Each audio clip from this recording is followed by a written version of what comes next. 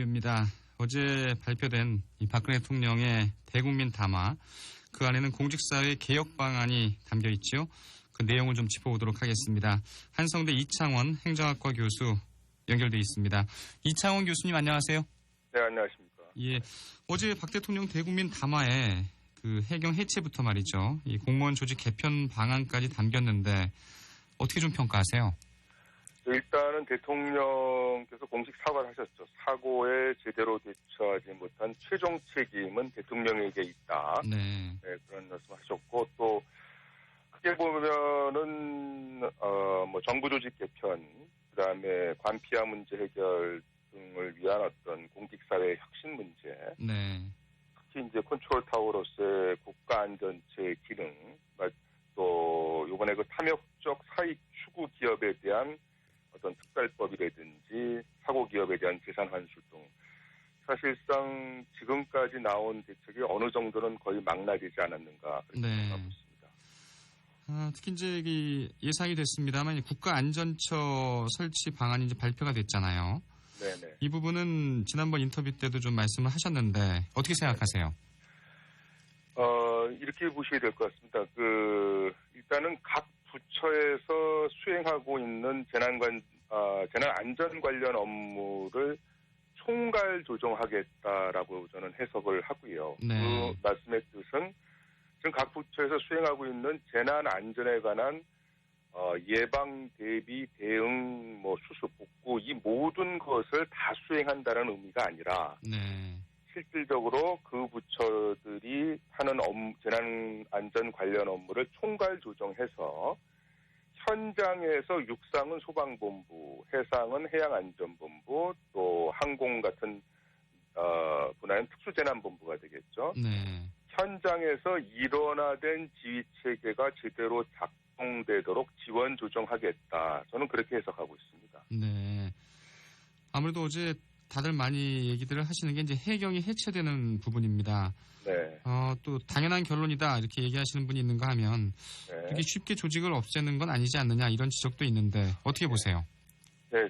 해경은 많은 일을 사실 해왔었죠. 1953년도에 경비정 6척으로 시작해갖고 지금 근 61년이 되지 않았습니까? 네. 근데 이제 이런 조직을 한 번에 이렇게 해체할 수 있느냐. 근데 이제 몇 가지로 원인을 살펴보면은 저는 일단은 요번에 세월호가 침몰하기 전에 네.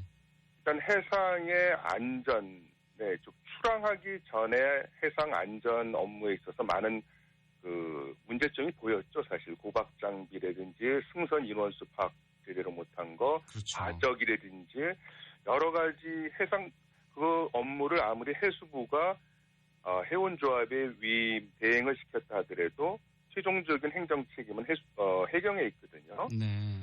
그런 출항 전에, 그다음에 출항 이제 후에 진도 VTS의 관할이 해경이거든요. 그렇죠. 그래서 진입했을 때 신고하지 않았는데도 그대로 방치하고 여러 가지 변침이라든지 지그재그 그런 상황인데도 특별한 조치를 하지 않은 것. 지금까지 두 가지고요. 네. 그 다음에 또 실질적인 대응, 이제 침몰로 들어가는 상황에서 대응 업무에 있어서 적절치 못한, 즉 어찌되었든 실종자를 한 명도 구조하지 못한 거는 사실이거든요. 어떤 존재의 의미를 상실했죠. 네, 그런 것이 있고 또 조금 몇 년 전 이야기로 돌아가면은 2006년도로 저는 기억하는데 네. 무려 중앙부처 공무원을 한 명이라도 증원한다는 것이 굉장히 어렵습니다. 근데 이제 그 당시 2,200명을 증원했는데 지방청을 만들고 네. 그랬을 때 그것이 중상위직 위주로 되고 실제로 구조 업무라든지 하위직에 실제로 일하는 분들 위주로 되지 않았다라는 것. 네.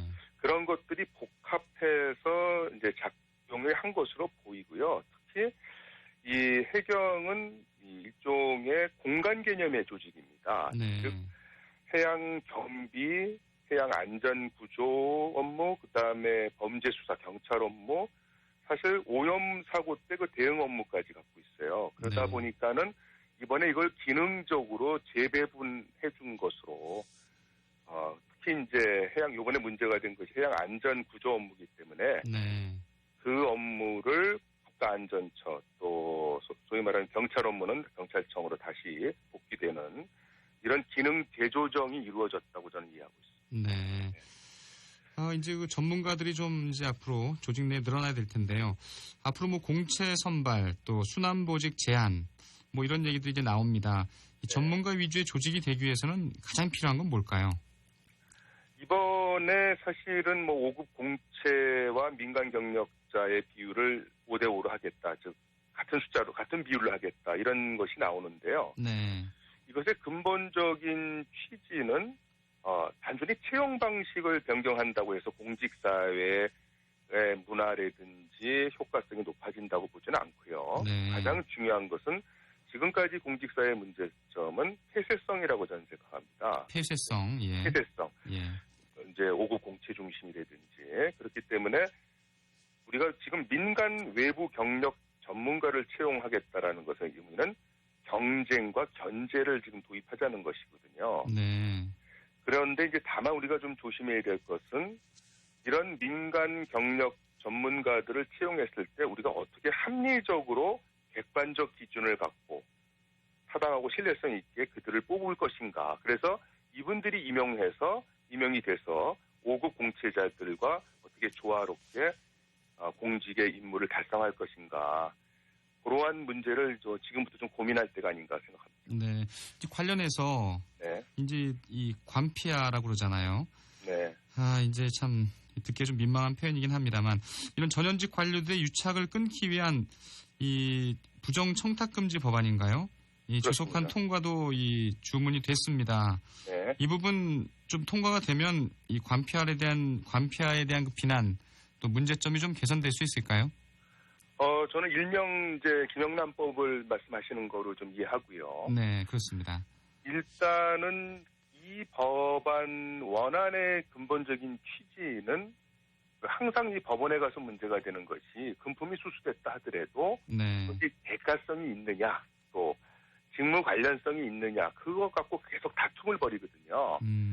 그래서 이제 일명 김영란법 원안에는 일단 뭐 금액 기준도 있지만 가장 중요한 것이 대가성이나 직무 관련성 유무와 상관없이 이렇게 돼 있어요. 그래서 네.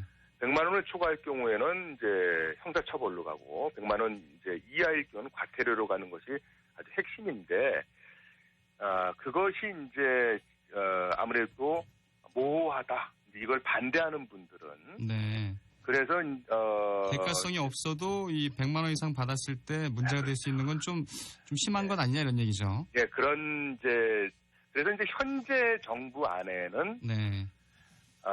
직무 관련성이 있으면 형벌로 가고 그것이 아니면 과태료로 가죠. 좀 후퇴한 게 없지 않아 있어요. 그렇죠. 그렇기 때문에 이 부분은 이제 사회적 공감대뿐만 아니라 또 많은 전문가들의 의견이 좀 반영이 돼서 그렇지만 요번에 이게 굉장히 문제가 됐기 때문에 그렇죠. 이거를 이렇게 더 이상 끌 건 아닌 것 같습니다. 왜 그러냐면 일명 김영란법이 논의되기 시작한 게 2011년으로 알고 있어요. 오래됐죠. 네, 그렇기 때문에 이제는 좀 매듭을 져야 되지 않을까 이런 생각을 한번 해봅니다. 이번 기회에 좀 이 부정 청탁 금지 법안 꼭 좀 통과가 됐으면 하고요. 이 부분은 이제 여야 정치권의 몫으로도 남겨진 게 아닌가 생각이 됩니다. 네, 교수님 오늘 말씀 잘 들었습니다. 네, 감사합니다.